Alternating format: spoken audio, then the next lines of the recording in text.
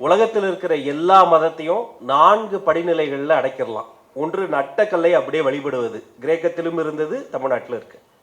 2, அதற்கு ஒரு விலங்கு வடிவத்தை கொடுத்து வழிபடுவது. இந்தியாவில் வந்து குரங்கு வடிவத்தை, யானை வடிவத்தை வழிபடுவோம். நார்வேஜியன் கண்ட்ரியில் பார்த்தீங்கன்னா சுறா வடிவத்தை வழிபடுவாங்க. இன்னும் எகிப்துல பார்த்தீங்கன்னா பிரமிடுகள் நாய் வந்து புனிதமான மிருகம். பூனை வந்து புனிதமான மிருகம். அந்த பிரமிடுக்குள்ளாரே அதோடைய வடிவங்கள்லாம் வச்சிருப்பாங்க. இப்போ 1 நட்டக்கலை வழிபடுவது, 2 மிருக வடிவத்தை வழிபடுவது, 3 அதற்கு மனித வடிவத்தை கொடுத்து வழிபடுவது. மழையை தருபவர் இந்திரன், அவர் வந்து இப்படி இருப்பார்னு அவர் வந்து ஒரு மனித உருவத்தில் வரைஞ்சிருப்பாங்க. அவர் தலைக்கு மேலே பார்த்தீங்கன்னா இடி மின்னல் மாதிரிலாம் கிரீடம்லாம் வச்சிருப்பாங்க, பயங்கரமாக ஆர்ட்லாம் வரைஞ்சிருப்பாங்க.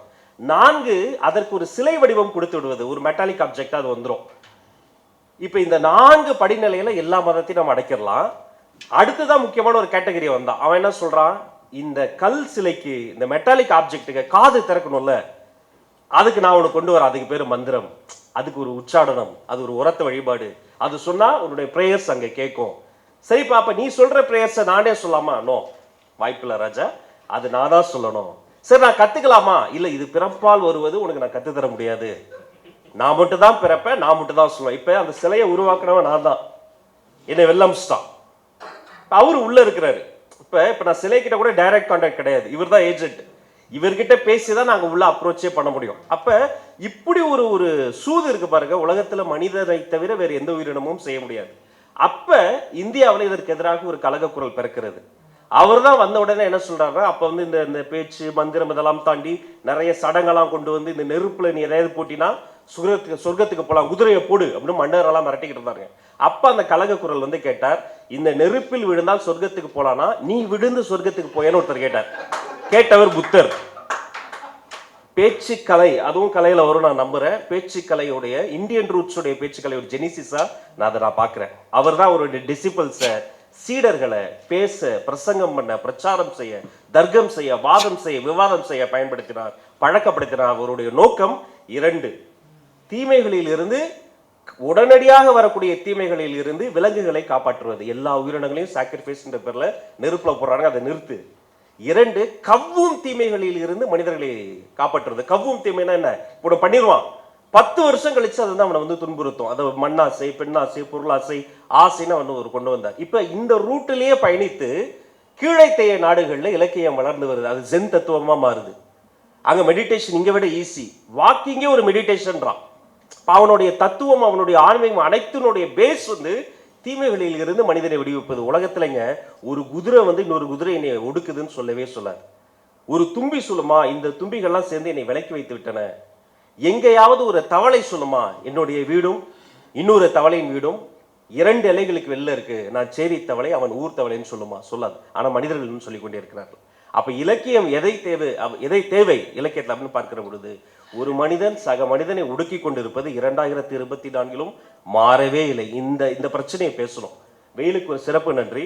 அவர் சொன்னார்ல, ஒடுக்கப்படுவோர் பத்தி பேசுவது வேறு, ஒடுக்குபவரை பேசுவது வேறு. அது நிகழும்னு ஆசைப்படுறேன். இன்றைய விழாநாயகன் இந்திரன் அடிக்கடி சொல்லக்கூடிய ஒரு வாசகம் எனக்கு ரொம்ப பிடிக்கும்.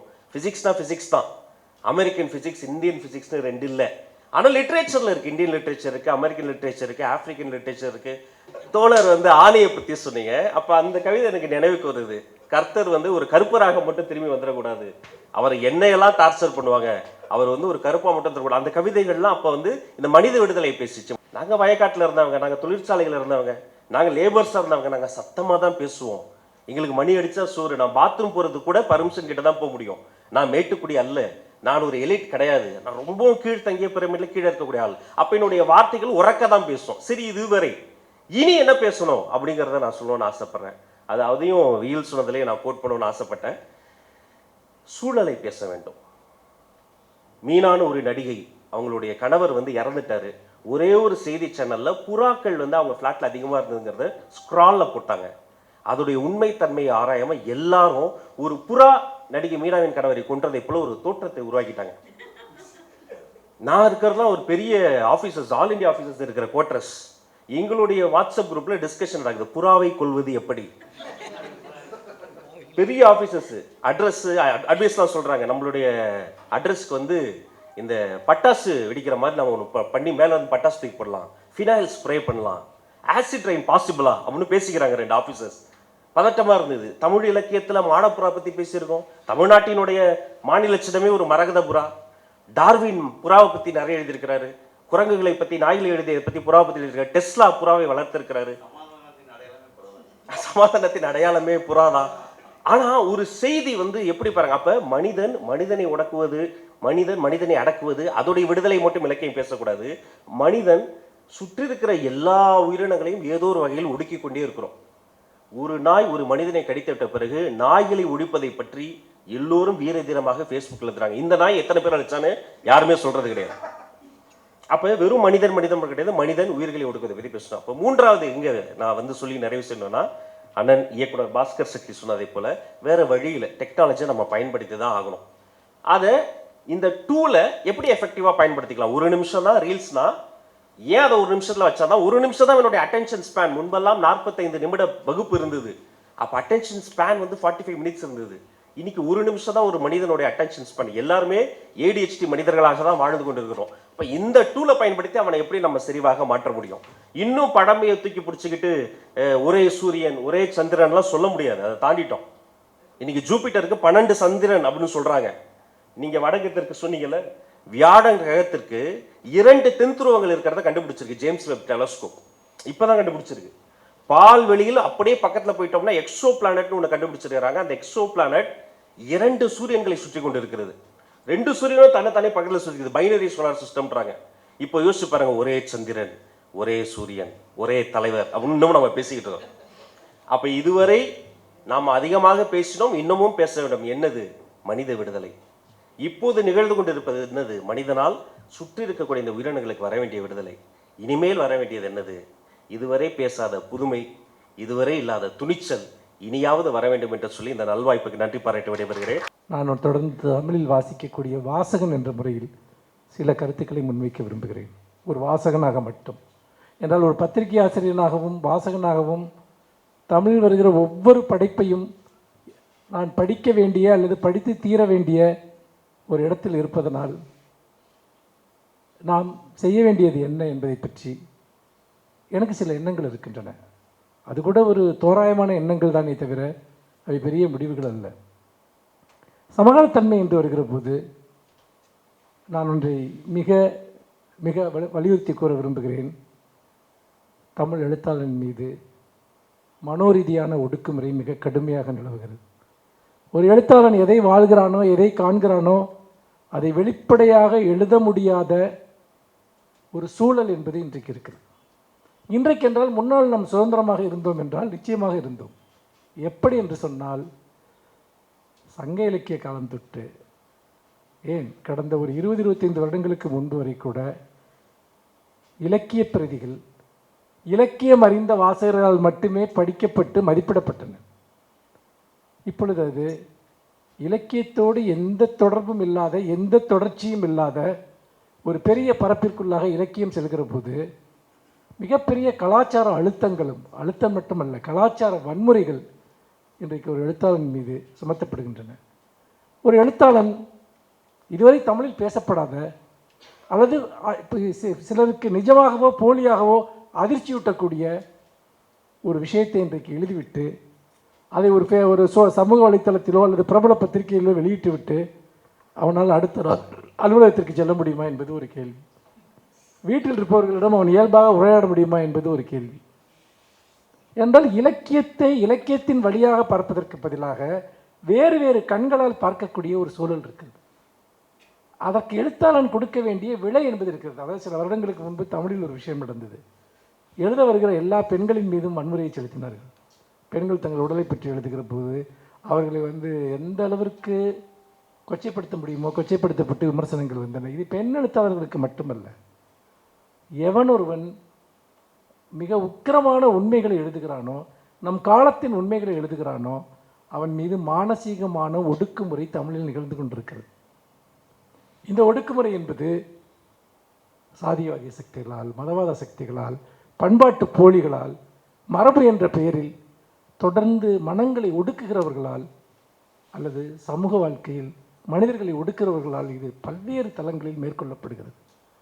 இந்த சூழ்நிலையில்தான் நம் காலத்தை நாம் எழுத முடிகிறதா என்றால் பல படைப்பாளிகளுக்கு அதை எழுத முடியாத ஒரு நெருக்கடி இருக்கிறது என்பதை நான் இங்கே குறிப்பிட விரும்புகிறேன். ஒன்றுமே இல்லை, ஒரு சின்ன ஒரு விஷயம் சொல்கிறேன் பாருங்க. ஒரு கவிதை எழுதுகிறேன், அதாவது ஒரு திருமணம் அல்லாத உறவு குறித்த ஒரு கவிதை. இந்த கவிதையை எழுதுகிற போது ஒரு திருமணமான ஒரு ஆண் அல்லது ஒரு பெண் இன்னொருவரை நேசிப்பது பற்றிய ஒரு கவிதையை எழுதினால் அந்த கவிதையை எழுதிய நபர் மீது மிக கடுமையான தாக்குதல் இன்றைக்கு சமூக வலைத்தளங்களில் தொடுக்கப்படுகிறது. இந்த நபர் இப்படிப்பட்டவர், இவர் பார்த்தீங்கன்னா பிற பெண்களை அபகரிக்க நினைப்பவர். ஒன்றல்ல இரண்டல்ல நூற்றுக்கணக்கான. எனக்கு அதை பற்றி பயம் இல்லை, நான் அப்படி இருந்தால் கூட எனக்கு அதை பற்றி கவலை கிடையாது, அது வேற விஷயம். ஆனால் இந்த உத்தேசம் இல்லாத அல்லது இதை எதிர்கொள்வதற்கான துணிவில்லாத ஒரு எழுத்தாளன், ஒரு கவிஞன் இதை எப்படி எதிர்கொள்வார்?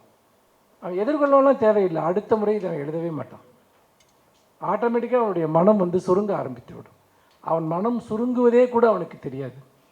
அப்படி என்றால் இன்றைக்கு எழுதுகிறவனுடைய கலாச்சார சுதந்திரம் என்பது தொடர்ந்து ஒடுக்குமுறைக்கு ஆளாகி கொண்டிருக்கிறது. அதாவது இன்றைக்கு இவ்வளவு ஊடகங்கள் எழுதுவதற்கு இவ்வளவு களங்கள் வந்த பிறகு நாம் அதிகமாக நமக்கு சுதந்திரம் இருந்திருக்க வேண்டும், ஆனால் அதிகமான ஒடுக்குமுறை நிகழ்ந்து கொண்டிருக்கிறது. இந்த சூழலில்தான் நம் காலத்தில் எழுதப்பட வேண்டியவை என்ன? தமிழ் சமூகம் என்பது கடந்த ஒரு 20 வருடங்களில் மிகப்பெரிய மாறுதல்களை அடைந்திருக்கிறது. தனி மனிதர்களுடைய ஆசாபாசங்கள், சுயநலங்கள், தந்திரங்கள், மனித மனதினுடைய குரூரங்கள், வக்கிரங்கள், பிறழ்வுகள், மனித உறவுகளுக்குள் நிகழ்ந்திருக்கக்கூடிய மிக கடுமையான மாற்றங்கள், நான் அன்றாட வாழ்வில் சந்திக்கக்கூடிய, பார்க்கக்கூடிய அல்லது ஒவ்வொருவரும் எதிர்கொள்ளக்கூடிய, நமக்கு மிக அருகில் இருக்கிறவர் வாழக்கூடிய ஒவ்வொரு ஆணினுடைய பெண்ணினுடைய மனதிலும் நிகழ்ந்து கொண்டிருக்கக்கூடிய சமூக அடுக்குகளில் வெவ்வேறு தளங்களில் வாழ்ந்து கொண்டிருக்கக்கூடிய மனிதர்களுடைய வாழ்க்கையில் நடந்திருக்கக்கூடிய சிதைவுகள், குழப்பங்கள், இது எல்லாமே தமிழில் மிக மிக மிக குறைவாகத்தான் எழுதப்படுகின்றது. சிலர் துணிச்சலாக எழுதுகிறார்கள், முன்வந்து எழுதுகிறார்கள். அதை கூட பூடகப்படுத்த வேண்டியிருக்கிறது, உருவகப்படுத்த வேண்டியிருக்கிறது. ஒரு ஜீனாராஜனுக்கு இருந்த ஒரு சுதந்திரத்தோடு இன்றைக்கு எழுதுகிறவர்கள் மிக குறைவாக இருக்கிறார்கள். நிறைய மேல் பூச்சிகளை உருவாக்க வேண்டியிருக்கிறது. அப்படி பார்க்கிற போது நாம் மீது இருக்கக்கூடிய இந்த ஒடுக்குமுறைகளை தாண்டி நாம் எழுத அஞ்சுகிற விஷயங்கள், வாமுகமும் ஒரு கவிதை புத்தகத்திற்கு ஒரு தலைப்பு கொடுத்திருப்பார், சொல்ல கூசும் கவிதைகள் என்று. சொல்ல கூசுகிற உண்மைகளை நாம் எழுதுகிறோமா என்பது மிக முக்கியமான கேள்வி. சொல்ல பயப்படுகிற உண்மைகளை எழுதுகிறோமா என்பது மிக முக்கியமான கேள்வி. அப்படி எழுதப்படுகிற போது நம்ம தமிழ்நாட்டிலே நடந்த பல விஷயங்கள் தெரியும். எத்தனை விதமான எழுத்தாளர்கள் மீது நடத்தப்பட்ட தாக்குதல்கள், இந்தியாவில் நடத்தப்படுகிற தாக்குதல்கள், இதெல்லாம் வெளிப்படையாக நடக்கக்கூடியது. ஆனால் உளவியல் ரீதியாக நிகழ்த்தப்படுகிற தாக்குதல்கள் படுபயங்கரமானவை. இந்த சூழ்நிலையில் தான் இன்றைக்கு ஒரு நகர்ப்புற வாழ்க்கை, இந்த சென்னை போன்ற ஒரு நகரத்தில், இந்த நகரத்தில் ஒரு 24 வருடங்களாக வாழ்ந்து கொண்டிருக்கிறேன். இந்த 24 வருடத்தில் இந்த நகரத்தின் வெவ்வேறு அடுக்குகளில் மனிதர்களுடைய வாழ்க்கையில் நடந்த மிகப்பெரிய மாற்றங்கள், அதெல்லாம் இதற்கு முன் எந்த இலக்கியத்திலும் எழுதப்படவில்லை, இப்போதும் எழுதப்படவில்லை. ஒரு மிகப்பெரிய இருண்ட பக்கங்களை இந்த நகரம் கொண்டிருக்கிறது. பல்வேறு விதமான வாழ்க்கை முறையில் நாம் நம்பவே முடியாத பல்வேறு சம்பவங்கள் தொடர்ந்து நடந்து கொண்டிருக்கின்றன.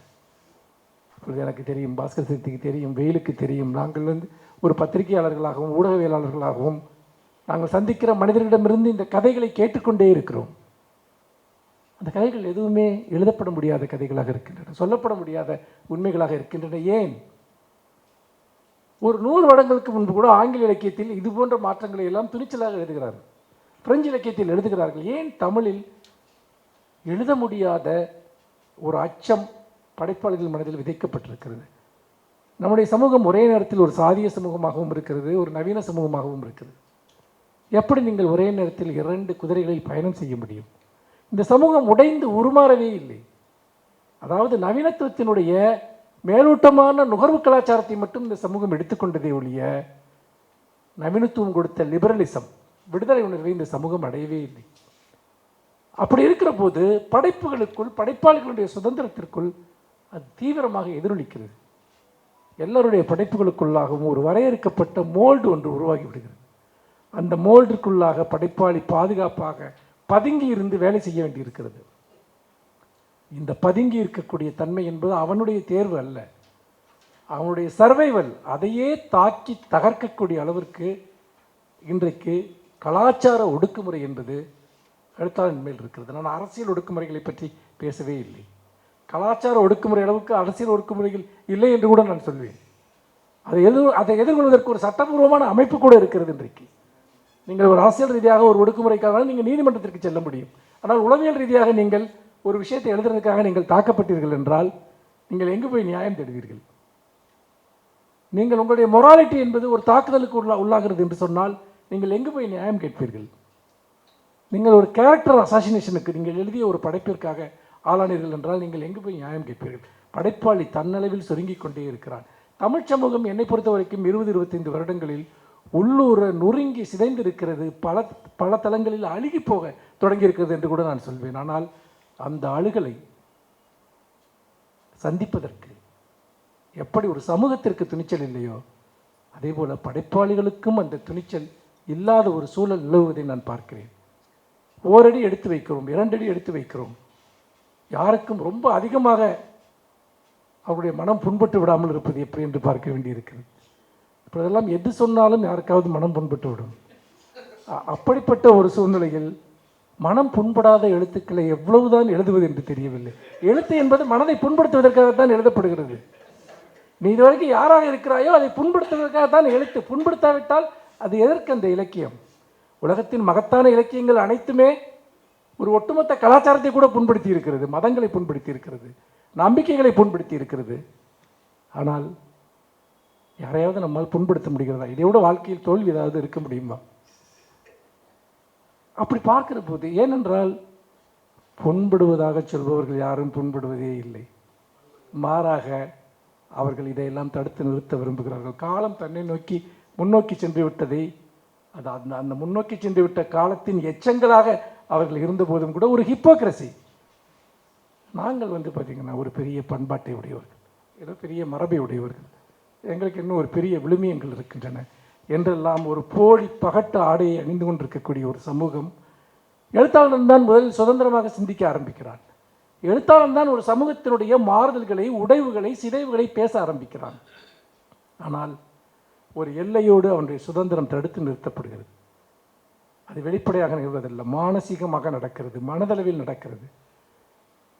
நாம் தமிழ் சமூகம் தனிமனித உறவுகளிலும், பண்பாட்டு உறவுகளிலும், சமூக உறவுகளிலும், குடும்ப உறவுகளிலும் அடைந்திருக்கக்கூடிய மாற்றங்களும் ஒவ்வொரு இன்றைய தலைமுறை தம்மளவில் எவ்வளவு தூரம் அவை இதுவரைக்கும் எந்த தலைமுறைக்கும் கிடைக்காத பல்வேறு அனுபவங்களுடைய குழப்பங்களோடு ஒரு புதிய யூனிவர்ஸ், ஒரு உலகத்தை படித்துக் கொண்டிருக்கிறார்கள். அது தமிழில் மிக மிக மிக குறைவாகத்தான் எழுதப்பட்டிருக்கின்றன. ஏன் குறைவாக எழுதப்பட்டிருக்கின்றன என்றால், நான் என்ன செய்து கொண்டிருக்கிறேன் என்பதை சொல்வதற்கான ஸ்பேஸ் இங்கு இல்லை. நான் அதை சுருக்குகிறேன், நான் அதை அலங்கரிக்கிறேன். அதனுடைய மேலோட்டமான சில ஒரு மறைமுகமான ஒரு மொழியை நான் அதற்குள் உருவாக்குகிறேன். இப்போ இந்த மேஜிக் ரியலிசம் பற்றியெல்லாம் சொல்கிறப்ப சொல்லுவாங்க, அதாவது இங்கே மேஜிக் ரியலிசம்லாம் ஒரு குழப்பமாக எழுதுறக்காக எழுதப்படலை. இங்கேருந்து இராணுவ ஒடுக்குமுறைக்கு பயந்து அதை வேறொரு தளத்தில் வைத்து எழுதினார்கள் என்று. தமிழில் கூட அது அப்படித்தான் நான் பார்க்கிறேன். எங்கள் கவிதைகள் இருக்கக்கூடிய மறைமுகமான குறிப்புகள், படிமங்கள், உருவகங்கள், இது எல்லாமே எது நடந்ததோ அது இன்னும் கூட நாங்கள் உக்கிரமாக சொல்ல வேண்டி இருக்கிறது. சொல்ல முடியாத ஒரு சூழல் இங்கு இருக்கிறது. இந்த சூழலை நாம் கடக்காமல் அல்லது இந்த சூழல் மாறாமல் தமிழ் சமூகம் அடைந்திருக்கக்கூடிய பிரம்மாண்டமான மாற்றங்களை எழுதக்கூடிய தமிழில் வந்த நாவல்களை, 20 வருடத்தில் வந்த நாவல்களை எடுத்துக்கொண்டு விவாதிப்போம், சிறுகதைகளை எடுத்துக்கொண்டு விவாதிப்போம். இன்னும் சொல்லப்போனால் ஓரளவுக்கு இதை கவிதைகள் தான் கடந்திருக்கின்றன என்று கூட நான் சொல்வேன். இந்த கலாச்சாரத்தை எதிர்கொள்வதில், இந்த மாற்றங்களை எதிர்கொள்வதில் யாருமே எழுதவில்லை என்றால் எழுதியிருக்கிறார்கள். ஆனால் எழுதப்பட்டவை மிக மிக குறைவு. எழுத முடியாததற்கு காரணம் எழுத்தாளர்கள் அல்ல, ஒரு சூழல். இன்னொன்று, சுதந்திரத்தை யார் உருவாக்குவது? எழுத்தாளன் தான் உருவாக்க வேண்டும். அந்த சுதந்திரத்தை எந்த சமூகத்திலையும் யாரும் எழுத்தாளனுக்கு கொடுத்தது கிடையாது. எழுதி எழுதி எழுதித்தான் ஒரு பண்பாட்டில் ஒரு எழுத்தாளன் அதற்கான விலைகளை கொடுத்து அந்த சுதந்திரத்தை உருவாக்கி இருக்கிறான். அப்படி பார்க்கிற போது நண்பர்களே, நம்மள் இருக்கக்கூடிய சவால் என்பது எதை எழுத வேண்டும் என்கிற பட்டியல் அல்ல, எதையும் எழுதுவதற்கான ஒரு சூழல், ஒரு ஸ்பேஸ், ஒரு களம். அதை நாம் உருவாக்குவதற்கு அரசியல் தளத்தில் போராட வேண்டியிருக்கிறது, பண்பாட்டு தளத்தில் போராட வேண்டியிருக்கிறது, மொழித்தளத்தில் போராட வேண்டியிருக்கிறது, கல்வி தளத்தில் போராட வேண்டியிருக்கிறது. நாம் ஒடுக்கப்படுகிறோம் என்கிற உணர்வே இல்லாமல் தான் நிறைய நேரங்களில் நாம் எழுதி கொண்டிருக்கிறோம். நான் எழுதுகிற போது ஒரு கணினியின் முன்னாலோ மொபைல் முன்னாலோ உட்கார்ந்து வரிகளை நான் கோர்க்கிற போது நான் ஏதோ நினைத்துக் கொள்கிறேன், நான் மிகவும் சுதந்திரமாக இருக்கிறேன், நான் நினைத்ததெல்லாம் எழுதுகிறேன் என்று போய் முதலில் நான் எழுத உட்கார்கிற போது எதை எழுத வேண்டும் என்பதல்ல, எழுத வந்ததில் எதையெல்லாம் எழுதக்கூடாது என்பதைத்தான் முதலில் முடிவு செய்கிறேன். இரண்டாவது, எனக்கு ஆபத்தில்லாத வரிகளை எப்படி எழுதுவது என்று யோசிக்கிறேன். மூன்றாவதாக, என்னை ஒரு கொடூரமானவனாகவோ வக்கிரமானவனாகவோ நீங்கள் புரிந்து கொள்ளக்கூடாது என்பதற்காக நான் அறிந்த எளிய உண்மைகளை கூட நான் சொல்லாமல் விட்டு விடுகிறேன். நான் எப்படி எழுதுவது? என் காலத்தினுடைய பிரச்சனைகளை, எழுதப்பட வேண்டியவை என்று நான் நம்புகிறவர்களை எப்படி எழுதுவது? நீங்கள் தான் சொல்ல வேண்டும். நன்றி, வணக்கம்.